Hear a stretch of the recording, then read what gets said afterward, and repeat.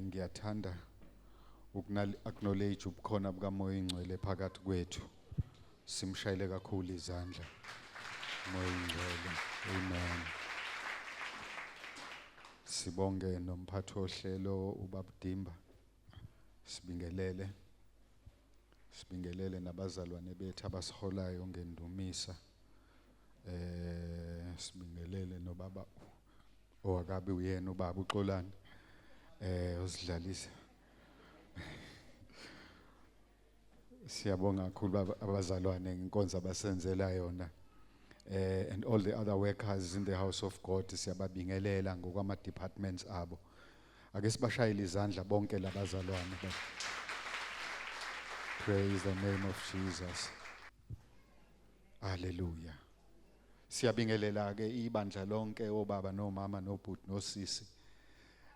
Sibingelele nabantwana abancane egameni lika Jesu. Sibingelele nabazalwane esikhonza nabo online abasibukayo ku YouTube channel yasebandleni. Siyababingelela nabegameni lika Jesu Kristu waseNazaretha. Sizizwa sithobekile ukuba nabo. Praise the name of the Lord. Nabasivakashele siyababingelela, siyaba-welcome nabo on behalf of ubaba noma as well as abafundisi okungenzeka ukuthi bakhona nabo basivakashele. Siyababingelela. We acknowledge their presence and we welcome them on behalf of abazali. Ngenhlonipho ke bazalwane, we also acknowledge abazali bethu baba noma in their absence bazalwane.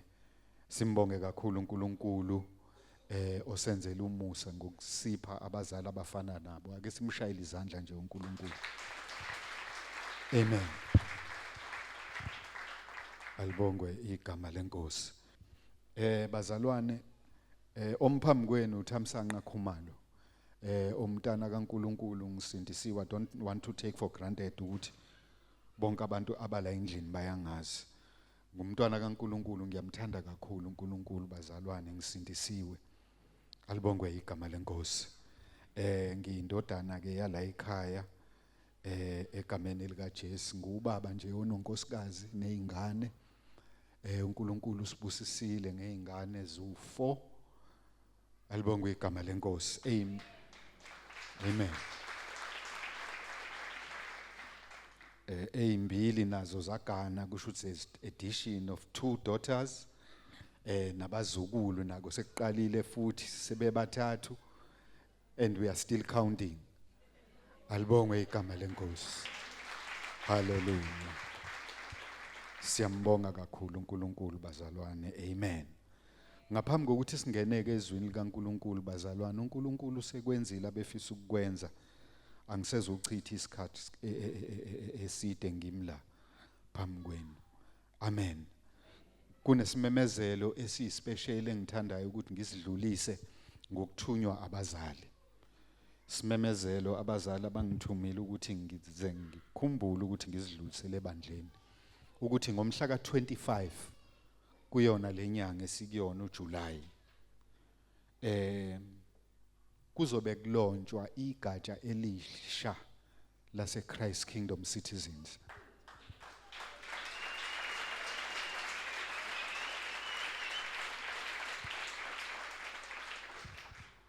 Mhla ka25 July 2026 kuzobe kulonjwa ibranch yase Christ Kingdom Citizens kwaNzimagwe ePort Edward.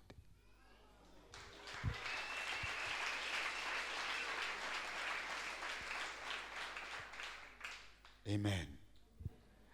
Izobe yeluswe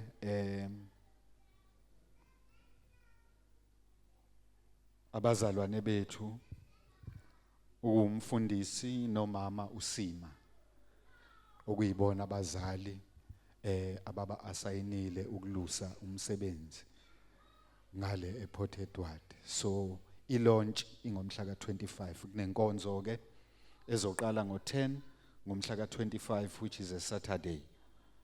Ezobe kuyilaunch official. Abazali ke bathe sazisi ibandla ukuze lazi ukuthi kune branch yase Christ Kingdom Citizens ezoba khona esikhona ePort Edward kwaNzimagwe. And we are welcome ngomhla ka25. Mawunasi isikhathi shaya imoto uhambe uye khona, bathe sisha abazali ukuthi we are welcome to join them ngomhla ka25 kuleyo launch.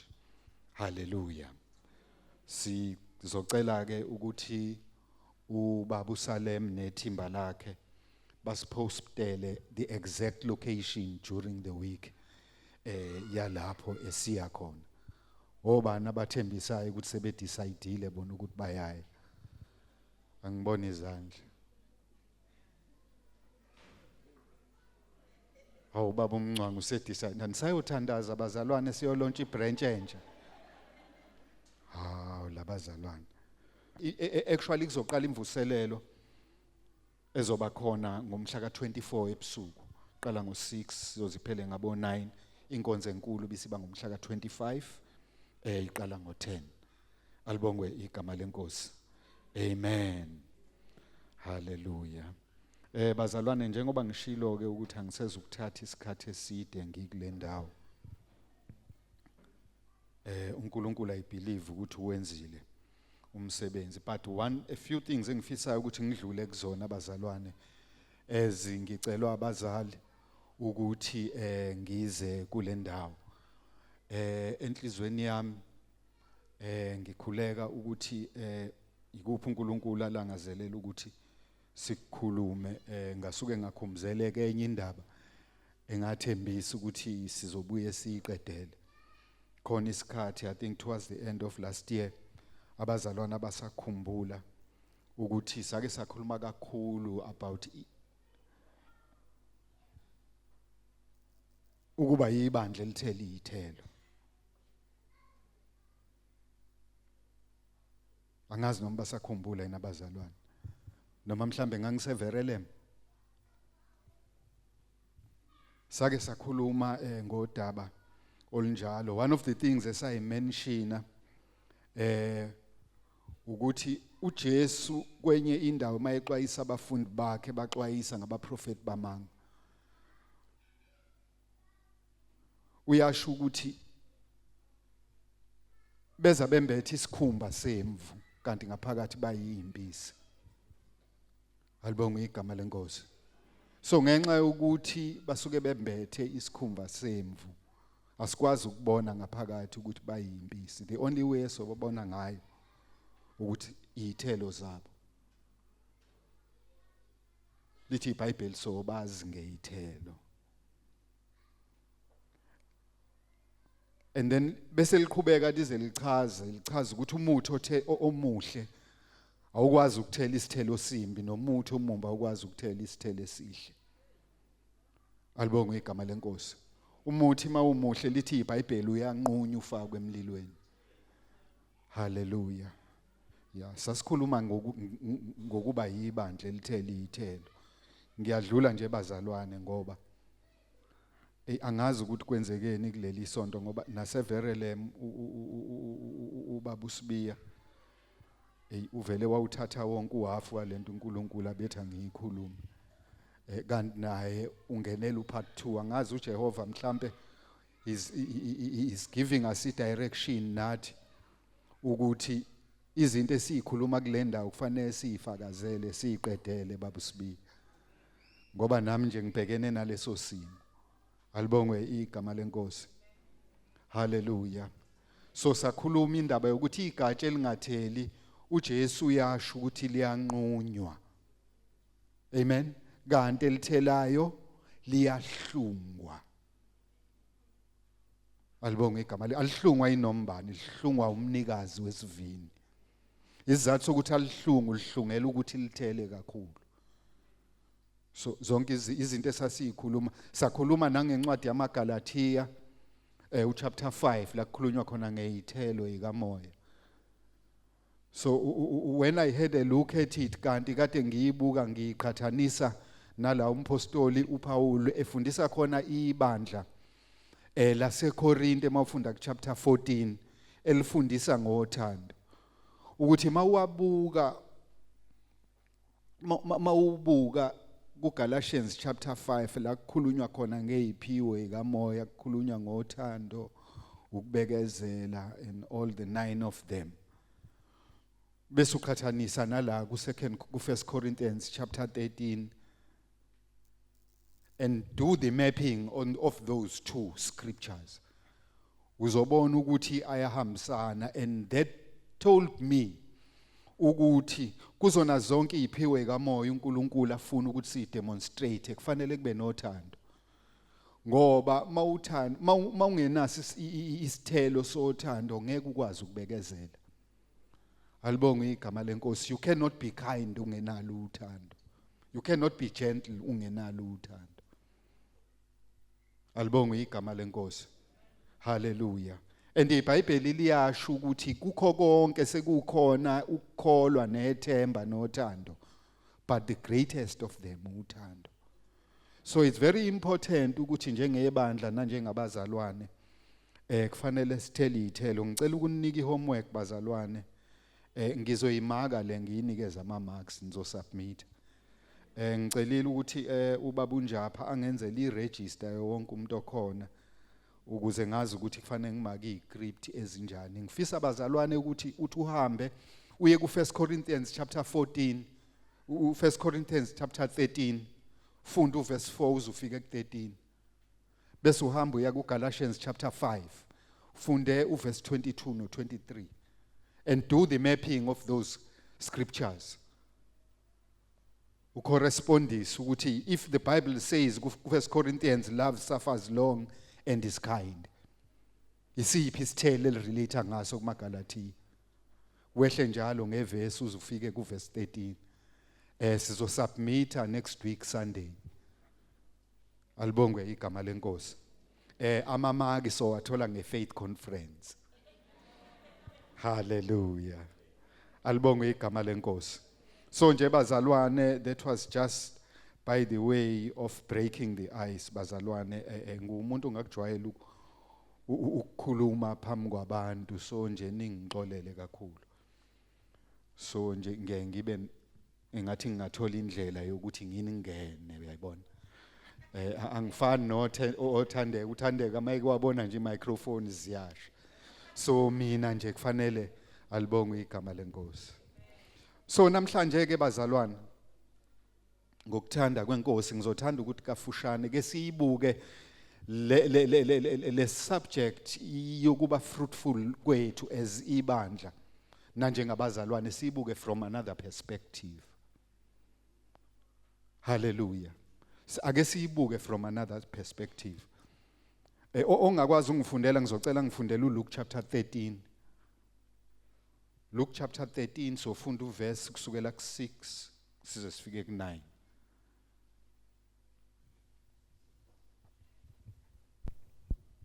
Luke 13 from verse 6 kufundeka kanje. Wayesebalandisa lo mfanekiso wokuthi umuntu othile owayenomkhiwane utshalwe esivinini sakhe, weza efuna isithelo kuwo akasifumananga. Wayesethi kuso isisebenzi sesivini, bheka kuyiminyaka emithathu ngiza ngifuna isithelo kulomkhiwane ngingasifumani. Unqume yini ukuba uyone futhi inhlabathi? Sona saphendula sathi kuye, Nkosi, uyeke nangalomnyaka ngize ngivukuze inhlabathi emaceleni awo, ngiwuthelele umquba, mhlawumbe ungaze uthele ngozayo, kepha uma kungenjalo wonquma. Hallelujah. Amen. Cela usalusibusisela baba. Baba, izwi lakho leli khuluma ngale inhliziyo yakho, thina silalele. Yembathi inceke yakho babona amandla wonke ukuze konke okuzokwenzeka kube udumo lwegama lakho, egameni lenkosi yethu Jesu. Amen.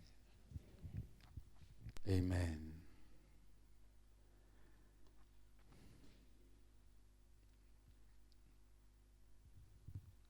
Hallelujah. Bazalwane, enye yezinto engeke ngiyiqaphele ezwini lenkosi ukuthi ngaso sonke isikhathi uJesu ubekuthanda ukuthi uma ephendula abantu abasuke bembuza ngezinto asuke eyifundisa phendule ngemfanekiso, ama-parables. Kakhulu you will see mawufunda kuma-gospels akhe whenever la isuke khona efundisa abafundi bakhe, there would be crowds gathering and they would start questioning izinto asuke eyifundisa, and isikhathi esiningi wayebafundisa abaphendule ngama-parables. Kakhulu le genge eyayikhulu zendawo, abafarisi nababhali nabasadusi nezinye izikhulu nama-lawyers ayekhona endawo, babethanda nje ukuthi babe khona wherever uJesu ayekhona bemlalela. But into engifuna ukuyi-highlighta ukuthi isikhathi esiningi it was unlike mayikhuluma nabafundi bakhe noma efundisa abafundi bakhe, mayidila nalaba ebafundisa ngama-parables. And abafundi bakhe bakuqaphela lokhu. Remember mawufunda encwadini kaMateyu baze bambuza kade bekwenye gathering ukuthi mfundisi, yindaba ukuthi mawukhuluma nabo noma ukhuluma nezixuku ukhulume nabo ngemfanekiso? Mawufunda ke lapha kuMateyu chapter 13 kusukela ku verse 10 wehle uyayizwa incazelo ayichazayo uJesu ukuthi yindaba ayikhuluma kubona ngemfanekiso. Amen. Uzokufunda ke ekhaya usunesikhathi ukuze umoya engcwele akumbule. But what I want to say ukuthi nala sifunda khona ku verse 13 ku chapter 13 maliqala nje ku verse 6. Amen. Ila elisho khona ukuthi he started speaking a parable. Amen. So for the subject of today, what is the significance of this parable? The significance of this parable ukuthi uJesu is talking about this parable ngoba uaddressa what has been presented to him ku verse 1. Ku verse 1 lithi iBhayibheli kufika amadoda aseGalile azomxoxela indaba ukuthi uPilato usenza isimanga. Athe amaGalile eyilungiselela ukuthi azonikela, wavelwa wabulala, wathatha igazi lawo walixova nomnikelo. Amen. Remember ngaleso sikhathi ukuthi ngalesi sikhathi asambeni sonke bazalwane siyongena kulesini ukuze sihambisane. Sisuke ku2026 umhla ka12 July siyongena kulesini engikhuluma ngayo. Amen. So uPilato ngalesa sikhathi uyithatha phi authority? Khumbula ukuthi uPilato he was the governor yaleya territory njengoba ngalesa sikhathi umbuso wakuleya ndawo wawukoloniziwe. Leya ndawo yayikoloniziwe, icolonizwe ubukhosi bamaRoma. AmaRoma ngalesi sikhathi they were the biggest empire there was ngaleso sikhathi. So enye yezinto eyithandwa abantu ukuze bayithole bethola istatus ukuba ama-empires to go around colonizing indawo zabantu baze bathola istatus ukuthi ba ama-empire. We know about the Greek Empire, the British Empire and all those empires.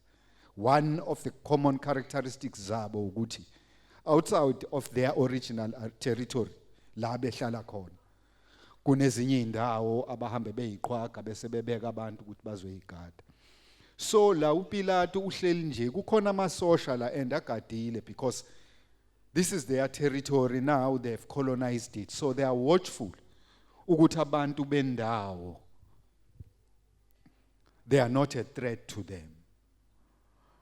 So another illustration presents ukuthi isizathu sokuthi uPilato ababulale labantu is because they were threatened ukuthi what are these people doing here? So they were afraid ukuthi mhlambe bazovukela umbuso and they killed them. That's the report uJesu ayitholayo. Ukuthi ulo uPilato usenze kanje. Amen.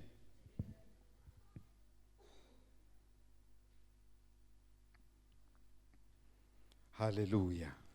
So mawufunda kuverse 2 uyabona ukuthi ke uJesu lithi iBhayibheli waphendula wathi kubo. They did not ask a question, but the statement abasipresentayo kuverse 1 is loaded with a question. On its own mawusifunda it's not a question, but uyasibona ukuthi it's loaded to a question because it's addressed by Galileans who want to know ukuthi yini uJesu prefer ukuthi yenziwe ngoPilato having done this. Hallelujah. And we see impendulo kaJesu. uJesu takes a totally different tangent. Alibonge igama lenkosi.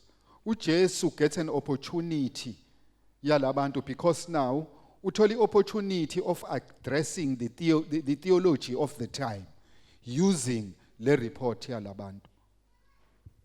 Mawufunda kuverse 2 uthi nithi laba abaseGalile babe izoni kunabo bonke abaseGalile ngokuba behlelwa yilokhu na. Because uJesu is addressing this because he's trying to deal with theology of the time. That was saying ukuthi uma wehlelwa izinto ezimbi ingoba uyisoni. Mawulungile awehlelwa izinto ezinhle into zakho ihlale ihamba right. Alibonge igama lenkosi. Hest is asking them this question. Ukuthi ngicabanga ukuthi ngoba babonile kakhulu yini labantu baseGalile njengoba senigijima nizo report ababone kakhulu kunani. Mayiqhubeka kuverse 3 he opposes them. He says no. Amen. Uyayiphikisa lento athi bayayicabanga uJesu. He says no. Amen. But he doesn't stop there. Now he goes a level higher. uJesu. Hallelujah. Jesus goes a level higher when he addresses indaba yabo. He's saying, uthi ngithi kini uma ningaphenduki. Now he's dealing with them. Akadili nalabantu abafile. Akayingeni indaba kaPilato. He never entertained indaba kaPilato. He deals with these ones. Abalethe report. Athi nina uma ningaphenduki nobhubha njengabo. So ningacabanga ukuthi ngcono njoba nize la nizongibuza leyo nto. You are the same as them. But nina you still have an opportunity to repent. Otherwise nizofa njengabo. So you are not different from them. Wow. Akami lapho. Ubenzela iexample. Ngalabantu abawu18 elithi iBhayibheli bawelwa umbhoshongo ngeSiloam. Abawu18 bafa. Uyababuza uthi ngicabanga ukuthi njengoba bafa ingoba bona babe izoni kakhulu kunawo bonke abanye abantu ababehlala eJerusalem uthi no. So you see kulama verse o5 ukuthi uJesu is dealing with one thing. He's dealing with the issue ye repentance. Amen. Dealing with the repentance. Immediately after doing that, sizwa ke eseqala le parable.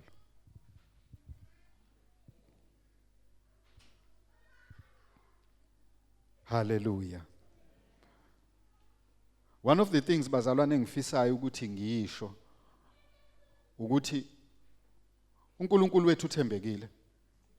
Amen. And uNkulunkulu is so faithful bazalwane. Angeke azasivuze ngokwamacala ethu. uNkulunkulu if he were to do that, angazi mhlawumbe nina ngcono bazalwane mina I would be dead years ago. Ngabe kade angibulala. Makukuthi kwakufanele angivuze ngokwezenzo zami. Hallelujah.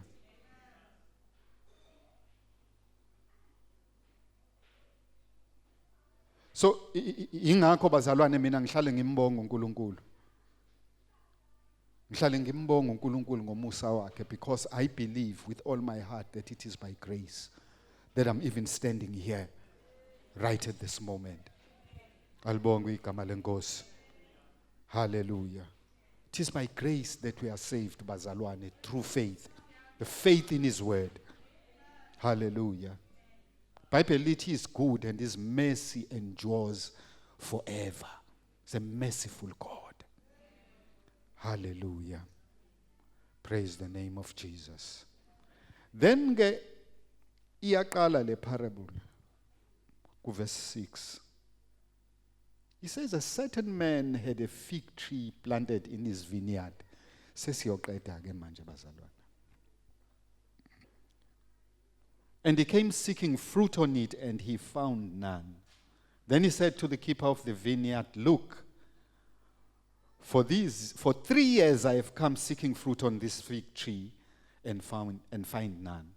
Cut it down. Why does it use up the ground?" But he, the vine keeper now, he answered and said to him, "Sir, let it alone this year, until I dig around it and fertilize it. And if it bears fruit, it is well. But if it's not, after that you can come and cut it down." Hallelujah. It's a powerful parable, bazalwane. Alibongwe igama lenkosi. One of the things that bazalwane engifisa ukuthi take note of in this parable. There's 2 things that I noted and ngithanda ukuthi note. There is a fig tree in the vineyard.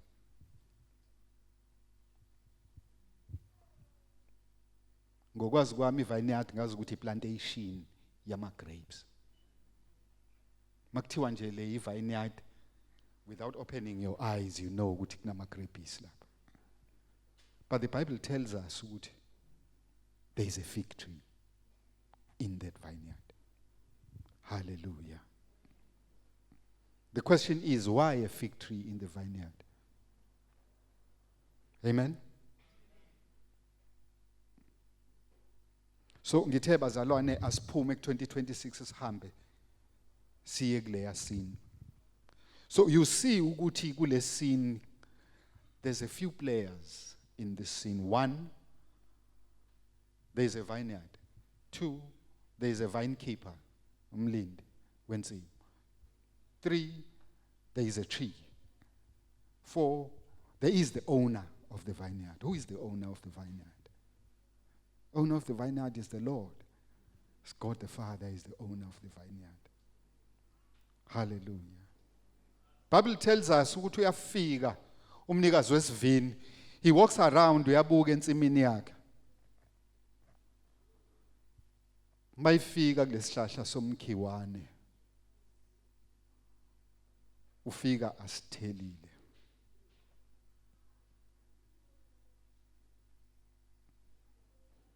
I'm sure umnikazi wensimu was expecting ukuthi by this time lesi sihlahla somkhiwane kufanele ngabe sesithelile.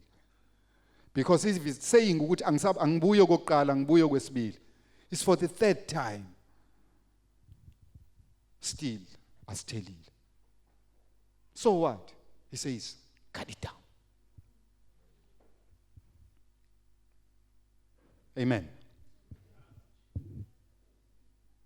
So ngithe bazalwane nginishiye nginihengile ukuthi why a fig tree in the vineyard.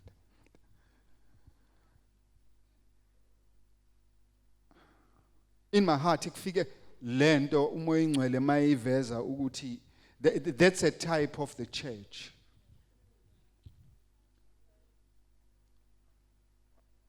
Ukuthi ebandleni asifana siyena umuntu oyedwa sinayo ingqondo yonke efanayo. Singaba abazalwane sisindisiwe sonke but sihlukile. Sabanye there bamagrebhisi abanye bayimkhiwane, that's different. But one common thing from the owner of the vineyard expects ukuthi zonke ihlahla zakhe sithele isithelo. Whether we are a fig tree, whether we are a vine, the owner expects ukuthi sithele ithelo. Hallelujah. Alibonge igama lenkosi. So bazalwane, nathi njengoba siyibandla nanjengabazalwane individually, the Bible teaches us ukuthi samalungu ibandla lumzimba kaKristu, uKristu uyinhloko yebandla. So nathi njengoba siyibandla samalungu ahlukene emzimbeni oyibandla likaKristu ayinhloko yalo, and our functions awafani, but there is i-coordination eyenza ukuthi sibe umzimba. Yabo. Isandla asikwazi ukuhamba, kodwa siyakwazi ukuthi sitshele unyawo ukuthi ngifuna ukuya lapha ngokwenza ukuthi unyawo lithathe libeke isandla lapha, isandla sikwazi ukwenza unyawo alikwazi ukwenza isandla kanjalo. That is what the owner of the vineyard expects to happen in his garden. He expects ukuthi zonke ihlahla zakhe ithele ithelo, or else esingatheli, he's not compromising, it must be cut off. Yeah. Somebody is going to ask ukuthi uNkulunkulu kanti ingobe nonya yini ukuthi akathethelele ngani sithi uNkulunkulu uyathethelela na. Uzohamba nami kancane. Hallelujah. So I also want to say ukuthi even ke outside of ibandla iChrist Kingdom Citizens namabandla nje obemaningi kanje, sonke collectively we are the body of Christ. There's so many churches angazi ukuthi mangaki, but even then lawo mabandla uyedwa umnikazi wensimu uNkulunkulu Baba, and is expecting ukuthi isihlahla nesihlahla sithele. Esingatheli siyanquma. Hallelujah.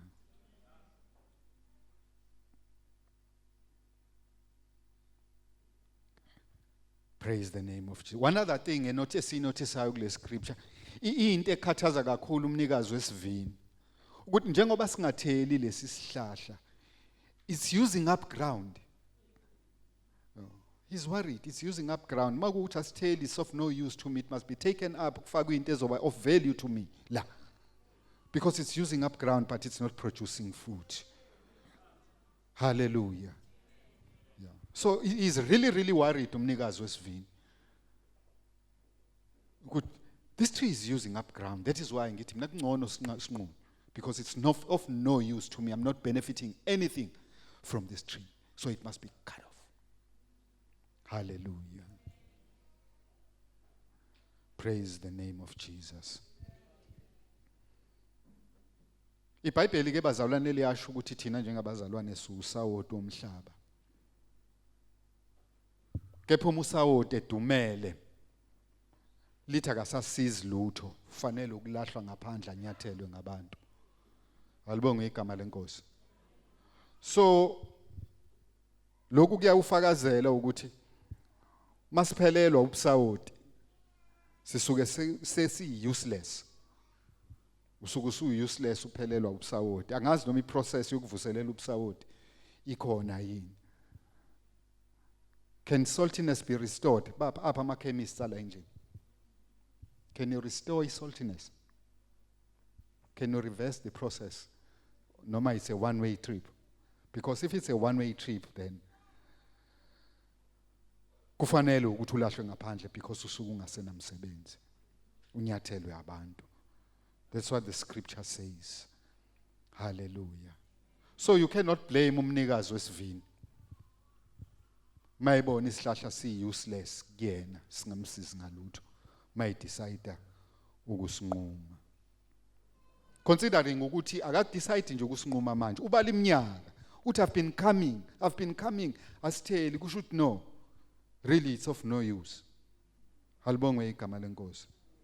Hallelujah. Mhlawumbe okhona la endlini izwi likaNkuluNkulu elikhuluma naye. Uyaquqeka endlini kaJehova. Dlaluza njalo ulove enkonzweni. But impilo yakhe ayishintshe. kusukela ngo-2013 yabakhona i-Christ Kingdom Citizens awukazi uphuthe nakweyodwa i-conference nakweyodwa inkonzo ye-conference yawo wonke ama-conference asekaba khona e-Christ Kingdom Citizens. But you haven't changed.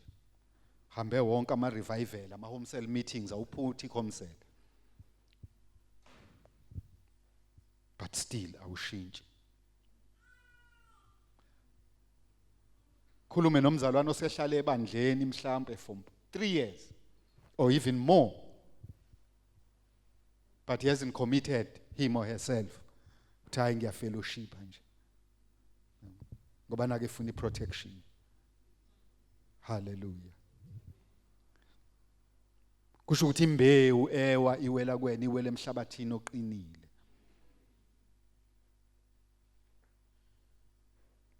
Uyafana nomuntu ongenamsebenzi kumnikazi wesivini. Omunye wabantu who deserve to be cut off. Hallelujah. Mhlawumbe khona la enkonzweni. You've been here for 3 years but still usacomplain uthi kunikelwa njalo la enkonzweni. You've been here for 3 years or even more. Usacomplain uthi kunikelwa njalo. Kusho ukuthi izwa likwenza lutho. Amen. Hallelujah. In spite of all the teachings wena awushintshe. But I want to tell you, before you get cut off, there is a solution. Hallelujah.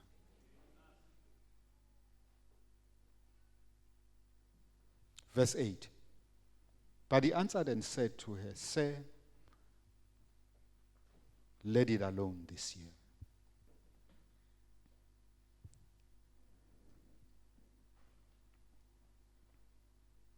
Until I dig around it and fertilize it.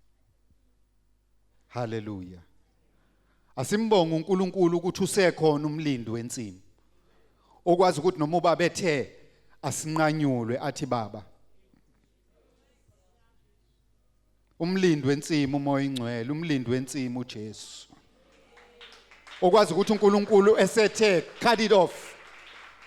Athi nje baba, one more year. Just give me one more year. Thi iBhayibheli uJesu bazalwane uhleli ngakwesokunene sikaNkulunkulu uyasinxusela. Hallelujah. Uyasinxusela continuously. For one more year. Just one more year. Hallelujah. I don't know ukuthi udinga isikhathi esingakanani, but umsebenzi wesivini has come up with a plan, has come up with a solution for you. Just for one more year. He's ready to help us. He's ready to take us to another level. Hallelujah. What is the plan?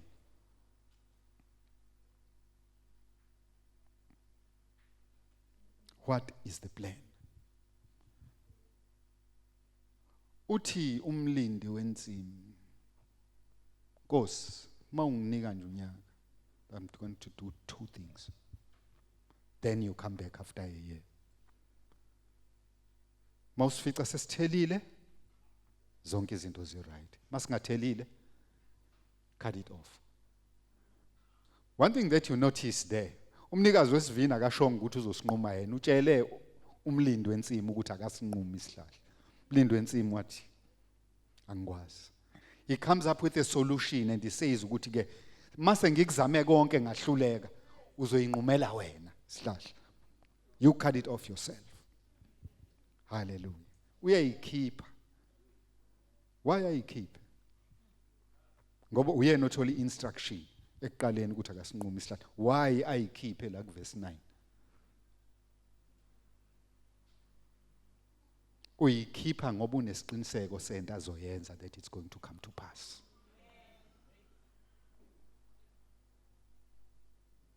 Umlindi wensimu, he's sure. Hallelujah. Hallelujah. Ithi iBhayibheli izwi likaNkuluNkulu alibuyele emuva lingazange liwenze umsebenzi. Uyaligaranta uJesu. That is why it mawufike singekho isithelo after this 1 year. Hayi sinqumo ngoba ngihlulekile. Hallelujah. Praise the name of Jesus. What is the plan?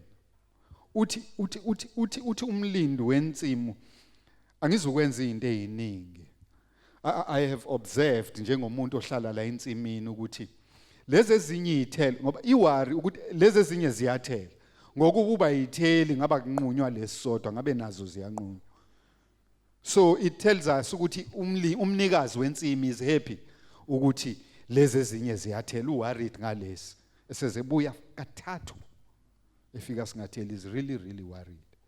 Alibonga igama lakho. So we see ukuthi so umnikazi umlindi wensimu yena njengomuntu ohlala la ensimini he understands the behavior yezitshalo, he understands the condition yomhlabathi, he comes up with a solution. Ukuthi no, one thing that I'm observing around this fig tree inhlabathi iqinile. Hallelujah. Inhlabathi iqinile ingakho ethi nje ngizovukuza around it emaceleni. Ngizovukuza around it emaceleni. Yini le nhlabathi esikhuluma ngayo, it's your heart.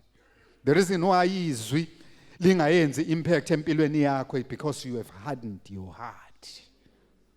Uyeze enkonzweni awuphuthi wenza yonke into but inhliziyo iqinile. Uyibophile inhliziyo. I don't know who I'm talking to.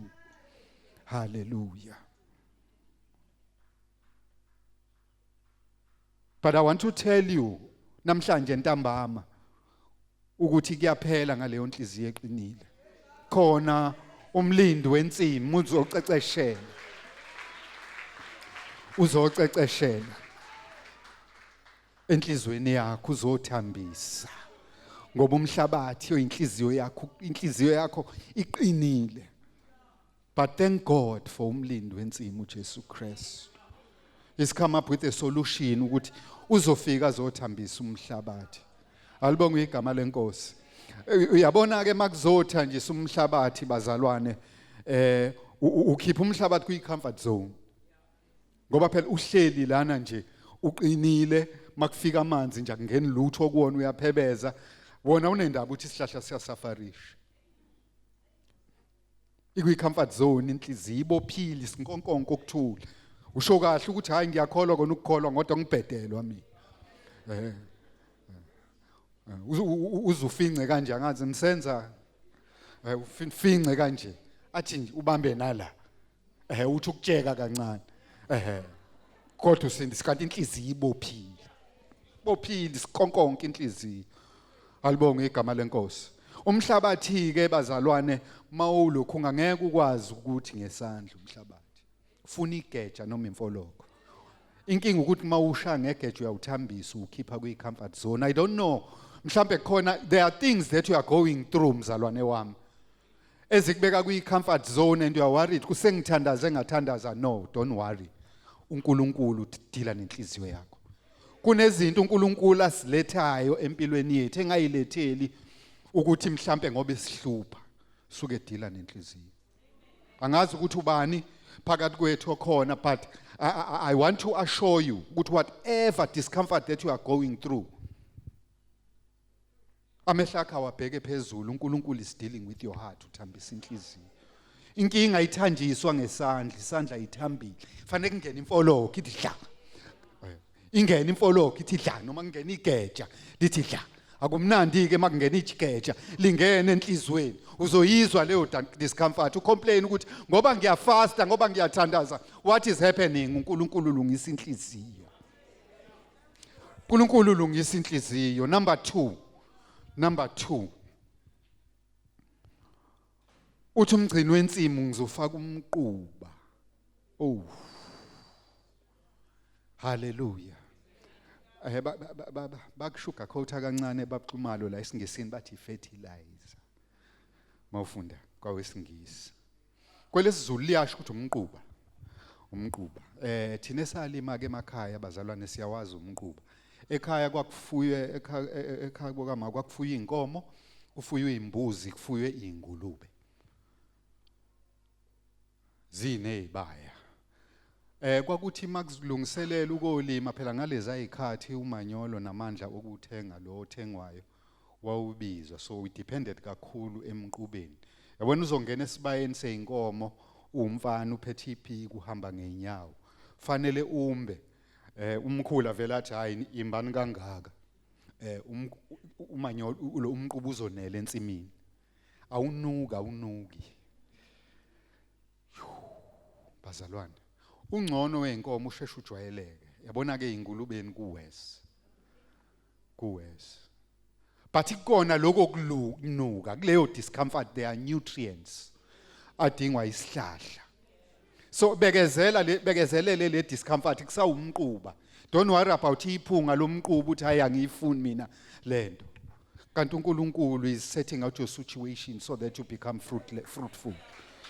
Hallelujah. Noma umquba ungakunikeza idiscomfort, ungakunikeza ukuthula. Alibonga igama lenkosi. But uNkulunkulu is doing it for your good. Hallelujah. Lithi iBhayibheli, all things work together for good to those who love him and those who are called according to his purpose. Malithi all things lisho kuhle nokubi, nephunga lomquba is working for your good. Alibongwe igama lenkosi. Hallelujah. Praise the name of Jesus. So you see ukuthi ezinye izinto that are happening, I don't know bazalwane, sesizothandaza. Kunezinye izinto ezike zenzeke empilweni yakho zikuchallenge. You question even your faith. Kanti ezinye uNkulunkulu he does them purposefully. Ukuthi kubalekile ukuthi usondelane nomoya ingcwele so that you'll be able to discern. Ukuthi whatever is happening you, is it the devil that is behind? Because uNkulunkulu kakwenza. Kanti uNkulunkulu usuke ekuprepare, ekukhipha kwi-comfort zone, ekulungiselela la akufanele adinga ukuthi uye khona. And uyayizwa leyo discomfort during the process. Kodwa mawubambelela, kufika isikhathi when you look back, kuthi kwangilungela ukuthi ngidlule lapho. Usho njalo uDavide, uthi kwangilungela ukuthi ngihlushwe ukuze ngazi imiso zakho.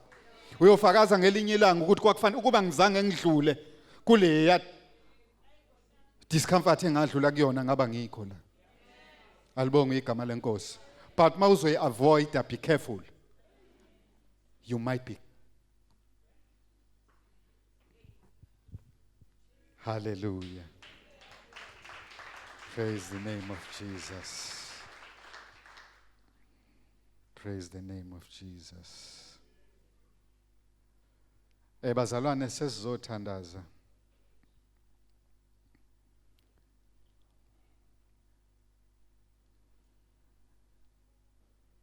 Ngiyafisa ukuthi ngikusho lokho.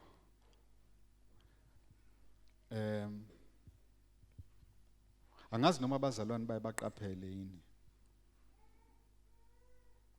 Ekakhulukazi abazali. Angazi abazalwane bayabaqaphele yini. Sengikhuluma ake sikhulume nje njengengane zasekhaya abazalwane. Singarekhodani ngoba manje sikhuluma ngabazali bethu. Angazi bazalwane noma niyaqaphela abazali ikhona lento eyiconcern engiyisensayo ukubona.